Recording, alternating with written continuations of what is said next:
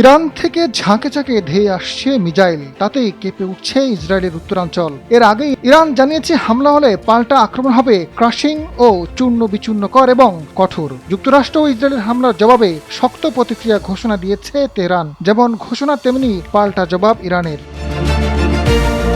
Israeli প্রতিরক্ষা বাহিনী জানিয়েছে ইসরায়েলের ভূখণ্ড লক্ষ্য করে ইরানের দিক থেকে আসা ক্ষেপণাস্ত্র তারা চিহ্নিত করেছে। ইরান থেকে নিক্ষেপ করা ক্ষেপণাস্ত্র শনাক্ত হওয়ার পর দেশের বিভিন্ন এলাকায় সাইরেন বাজানো হয়েছে।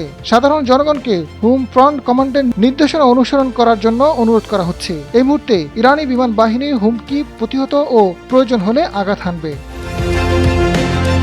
এদিকে দেশটির আকাশ প্রতিরক্ষা ব্যবস্থাপনা এসব মিসাইল প্রতিহত করার সময় উত্তর ইসরায়েলের আকাশ জুড়ে মুহুর্মুহুর বিস্ফোরণ শব্দ শোনা গেছে। ইসরায়েলের সামরিক বাহিনী জানিয়েছে তারা তাদের উন্নত এয়ার ডিফেন্স সিস্টেম ব্যবহার করে ইরানি মিসাইলগুলো ভূপাতিত করবে। এ ঘোষণার পরপরই উত্তর ইসরায়েলের বিভিন্ন স্থানে বিস্ফোরণের আওয়াজ শোনা গেছে। উভয় দেশের অব্যাহত হামলা এখন পর্যন্ত কোনো ধরনের ক্ষয়ক্ষতি কিংবা হতাহতের সুনির্দিষ্ট তথ্য পাওয়া যায়নি। তবে হামলার ভয়াবহতা বিবেচনায় সাধারণ নাগরিকদের অবিলম্বে নিকটস্থ বোমা নিরোধক আশ্রয় কেন্দ্রে অবস্থান করার নির্দেশ দেওয়া হয়েছে। ইসরায়েল বাহিনী জানিয়েছে হুমকি পুরোপুরি নির্মূল না হওয়া পর্যন্ত তাদের অভিযান চলবে।